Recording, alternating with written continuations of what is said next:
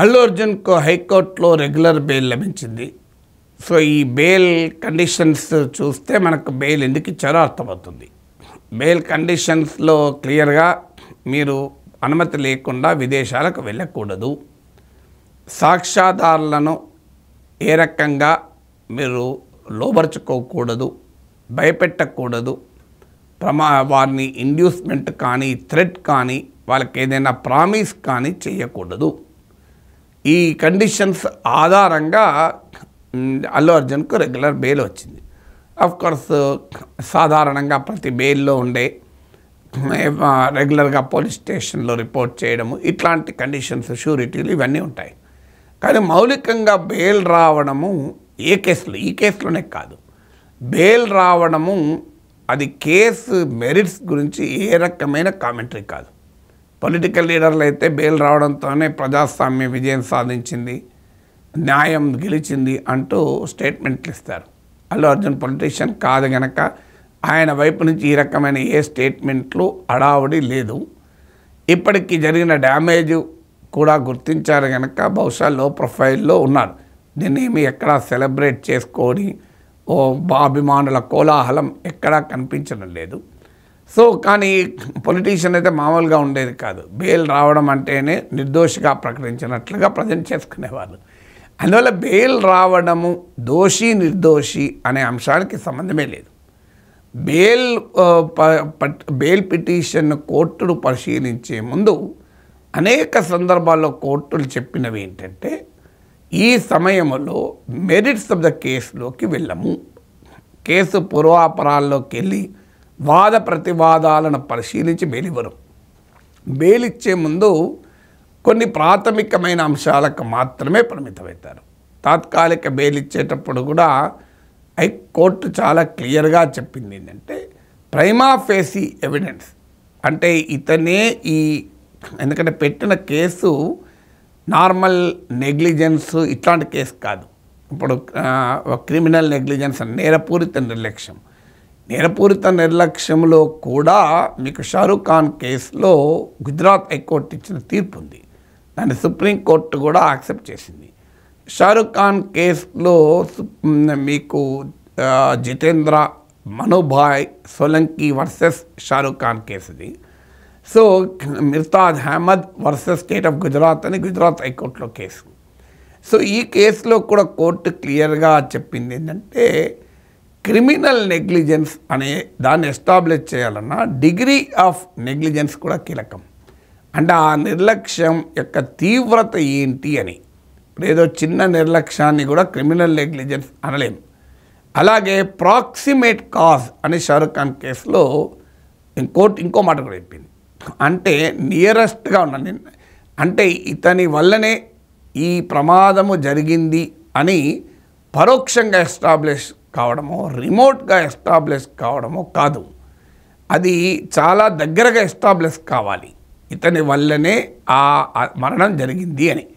ఎందుకంటే ఇది అందువల్ల క్రిమినల్ నెగ్లిజెన్స్ అనే అంశాన్ని ఎస్టాబ్లిష్ చేయాలన్నా కల్పబుల్ హోమిసైడ్, ఇప్పుడు ఇందులో చాలా పెద్ద కేసు కల్పబుల్ హోమిసైడ్ అన్నప్పుడు ఖచ్చితంగా ప్రాక్సిమేట్ కాజ్ను ఎస్టాబ్లిష్ చేయాలి. ఇది షారూఖ్ ఖాన్ కేసులో కోర్టు ఎస్టాబ్లిష్ చేసిన ప్రొసీజర్.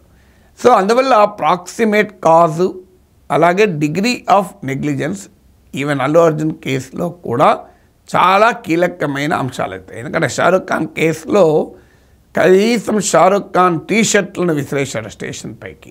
సో కొంతమేరకైనా ఆ టీషర్ట్లను పట్టుకోవటానికి ప్రజలు తొక్కిసలాట అయ్యింది అనైనా ప్రాక్సిమేట్ కాజ్ అయినా ఎస్టాబ్లిష్ చేయొచ్చేమో, అది కూడా చేయలేకపోయారు, కోర్టు ఒప్పుకోలేదు.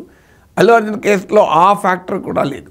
అందువల్ల ప్రాక్సిమేట్ కాజ్ను ఎస్టాబ్లిష్ చేయలేనప్పుడు కల్పబుల్ హోమిసైడ్ ఏ రకంగా కేసు అవుతుంది. నేను డే 1 నుంచి నాకున్న పరిమితమైన లీగల్ పరిజ్ఞానం, నేను మళ్ళీ చెప్పేది caveat, I'm not a student of law, నేను లా విద్యార్థిని కాదు, నేను ప్రాక్టీసింగ్ లాయర్ను కాదు, కేవలం ఒక పొలిటికల్ జర్నలిస్ట్గా, ఒక కంటెంపరీ ఇష్యూస్ పైన విశ్లేషించే వ్యక్తిగా నాకు అర్థమైన లా వరకు కూడా unless there is an proximate cause నీవు అందుకే బెయిల్ నిరాకరించడం అంత సులభం కాదు. అందుకే హైకోర్టు ఇంటరిమ్ బెయిల్ ఇచ్చేటప్పుడు కూడా మీకు ప్రైమా ఫేసి ఎవిడెన్స్ ఇతనే చేశాడు అనేటువంటి ఎస్టాబ్లిష్ చేయలేకపోతున్నారు కనుక బెయిల్ ఇవ్వాల్సిందే, తాత్కాలిక బెయిల్. ఇప్పుడు దిగువ కోర్టు ఇవాళ బెయిల్ ఇచ్చినా కూడా ప్రాతిపదిక అదే. సో ఇక సాధారణంగా మన జ్యూరిస్ప్రుడెన్స్లో అనేక సార్లు, అంటే మన సుప్రీంకోర్టు తీర్పుల్లో అనేక సార్లు చెప్పింది, bail is a rule, jail is an exception. Bail అనేది ఇవ్వాలి అని.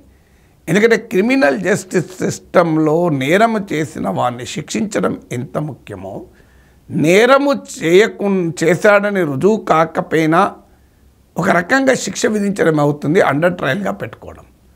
విచారణకు అవసరమైన మేరకు మాత్రమే అండర్ ట్రయల్గా ఉండాలి. అంటే ఇన్వెస్టిగేషన్ దృష్టిలో అవసరమైతే తప్ప ఒక వ్యక్తి ఫండమెంటల్ రైట్ అయిన లిబర్టీని హరించకూడదు. ఎందుకంటే అల్లు అర్జున్ ఇప్పటికీ నిందితుడు, అందులో అక్యూజ్ నెంబర్ 11. సో అందువల్ల ఇప్పుడు ఆయన ఏమీ కన్విక్టెడ్ కాదు. అలాంటప్పుడు అల్లు అర్జున్కు బెయిల్ ఇవ్వకుండా ఆయన జైల్లో పెట్టడం ద్వారా ఆయన లిబర్టీని, పర్సనల్ లిబర్టీని హరించిన వాళ్ళవుతారు. ఇది సుప్రీంకోర్టు అనేక సందర్భాల్లో ఎస్టాబ్లిష్ చేసిన కేసుల. Even right to speedy justice అనేది కూడా ఇటీవల కాలంలో మనీష్ సిసోడియా కేసు, కేజ్రీవాల్ కేసు, కవిత కేసుల్లో, ఢిల్లీ లిక్కర్ స్కామ్ కేసులో పదే పదే సుప్రీంకోర్టు చెప్తూ వచ్చింది. అందువల్ల రైట్ టు స్పీడీ జస్టిసే కాదు, ఒక పర్సనల్ లిబర్టీ అనేది ఫండమెంటల్ రైట్ కనుక పర్సనల్ లిబర్టీని హరిస్తుంది కస్టడీలో ఉండడం, జ్యుడిషియల్ కస్టడీలో అండర్ ట్రయల్గా ఉండడం. సో ఆ పర్సనల్ లిబర్టీని హరించాలి అంటే very very pressing need for investigation అవసరాలను మించి ఎట్టి పరిస్థితుల్లో ఒక నిందితుని ప్రాథమిక హక్కుల్ని సస్పెండ్ చేయకూడదు. ఇది ఒక డెమోక్రటిక్ జ్యూరిస్ప్రుడెన్స్, ప్రజాస్వామిక స్ఫూర్తితో మనం ఆలోచించాలి. అందువల్ల అలాంటప్పుడు ఇన్వెస్టిగేషన్ దృష్టిలో పెట్టుకొని, అంటే ఇన్వెస్టిగేషన్కు అవసరమైతే తప్ప అండర్ ట్రయల్గా జ్యుడిషియల్ కస్టడీలో ఉంచాల్సిన అవసరం లేదు. ఇన్వెస్టిగేషన్కు ప్రమాదం ఏర్పడితే తప్ప బెయిల్ నిరాకరించలేము. అందుకే కోర్టులు పదే పదే చెప్పింది, బెయిల్ ఇవ్వటానికి ప్రిన్సిపల్స్ ఉన్నాయి, బెయిల్ నిరాకరించడానికి కూడా ప్రిన్సిపల్స్ ఉన్నాయి. ఎప్పుడు బెయిల్ నిరాకరిస్తాను నేను చాలా వీడియోలో చెప్పాను. ఒకటి, అతను న్యాయ ప్రక్రియకు దొరకకుండా వెళ్ళిపోతాడు అని. సో ఈ will not be available for further investigation.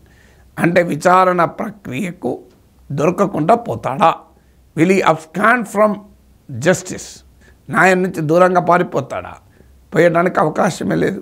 ఇది సమాజంలో చాలా గుర్తింపు ఉన్నటువంటి వ్యక్తి, నటుడు. ఆయన ఎలా అదృశ్యమవుతాడు? సో అందువల్ల ఆయన విజయ్ మాల్యా లాగా, నీరవ్ మోడీ లాగా వెళ్ళిపోలేడు. అందుకే ఆయన అల్లు అర్జున్ కూడా కండిషన్ పెట్టాడు, దేశం విడిచిపోవాలంటే అనుమతి కావాలి అని కండిషన్ పెట్టాడు.